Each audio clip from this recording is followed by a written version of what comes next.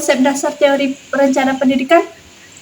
Bagaimana sih penerapan atau cara penggunaan teori perencanaan pendidikan? Bagaimana sih model penyusunan teori perencanaan pendidikan? Lalu bagaimana sih proses, prosedur, dan tahapan dari perencanaan pendidikan? Ayo kita bahas.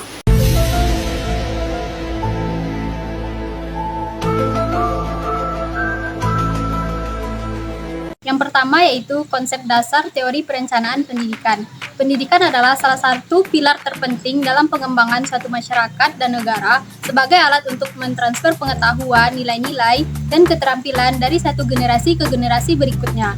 Sedangkan perencanaan merupakan suatu proses yang dilakukan untuk menyelenggarakan pelatihan dengan mempertimbangkan berbagai kemungkinan yang ada, di antaranya peluang, kondisi, lingkungan, dan lainnya, yang mana tujuan utamanya adalah untuk menjamin terlaksanakan apa yang telah direncanakan. Jadi, perencanaan pendidikan adalah proses untuk merumuskan tujuan, strategi, dan langkah-langkah untuk menyusun dan mengelola sistem pendidikan, termasuk kurikulum, metode pengajaran, evaluasi, serta alokasi sumber daya dengan tujuan untuk meningkatkan efektivitas pembelajaran demi mencapai hasil pendidikan yang diinginkan. Yang kedua, penerapan atau penggunaan teori perencanaan. Penerapan teori perencanaan pendidikan dalam konteks praktis melibatkan integrasi berbagai pendekatan untuk mencapai tujuan pendidikan yang diinginkan. Misalnya, pendekatan kebutuhan sosial yang dapat digunakan untuk memastikan bahwa sistem pendidikan memenuhi pemerintahan masyarakat terhadap kualitas pendidikan. Pendekatan pengembangan sumber daya manusia dapat diterapkan untuk menyesuaikan kurikulum dengan kebutuhan industri dan pasar kerja, sehingga lulusan memiliki keterampilan yang relevan. Yang ketiga itu ada model penyusunan teori perencanaan pendidikan. Model perencanaan teori pendidikan ini ada beberapa macam, diantaranya yang pertama yaitu model komprehensif. Model ini digunakan untuk menganalisis perubahan-perubahan dalam sistem pendidikan secara keseluruhan.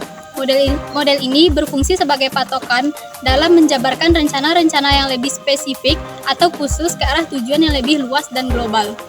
Yang kedua yaitu model target setting. Model ini diperlukan dalam upaya untuk melaksanakan proyeksi atau memperkirakan tingkat-tingkat perkembangan dalam kurun waktu tertentu. Yang ketiga yaitu model pembiayaan dan efektivitas biaya. Model ini digunakan untuk menganalisis proyek-proyek dalam kriteria efisien dan efektif ekonomis.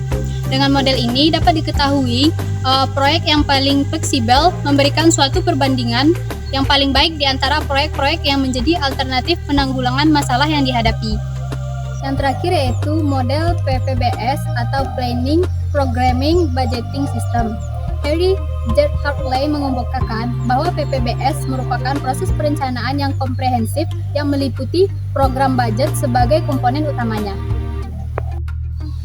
Yang keempat ialah prosedur, proses, dan tahapan teori perencanaan.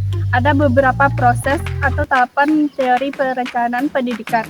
Yang pertama, need assessment, yaitu kajian terhadap kebutuhan yang mencakup berbagai aspek pembangunan pendidikan lembaga Islam yang telah dilaksanakan, keberhasilan, kesulitan, kekuatan, kelemahan, dan sumber-sumber yang tersedia.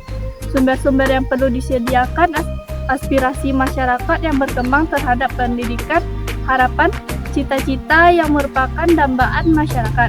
Kajian ini sangat penting karena membandingkan antara yang telah terjadi dengan yang akan terjadi. Yang kedua yaitu Formula of Goals and Objectives. Artinya, perumusan dan sasaran perencanaan merupakan arah perencanaan serta merupakan penjabaran operasional dari aspirasi filosofis masyarakat. Yang ketiga yaitu Policy dan Priority Setting adalah penentuan kebijakan dan prioritas dalam perencanaan pendidikan berbagai muara need assessment. Yang keempat yaitu Program and Projective Formulation adalah perumusan program dan proyek kegiatan yang merupakan komponen operasional perencanaan pendidikan. Yang kelima, Feasibility Testing adalah alokasi sumber-sumber yang tersedia seperti sumber dana, biaya atau rencana yang disusun secara logis dan akurat, serta cermat merupakan petunjuk tingkat kelayakan rencana. Yang keenam, yaitu plan implementation. Plan implementation adalah pelaksanaan rencana untuk mewujudkan rencana yang tertulis dalam perbuatan penjabaran rencana ke dalam perbuatan ilmiah yang menentukan apakah suatu rencana baik dan efektif.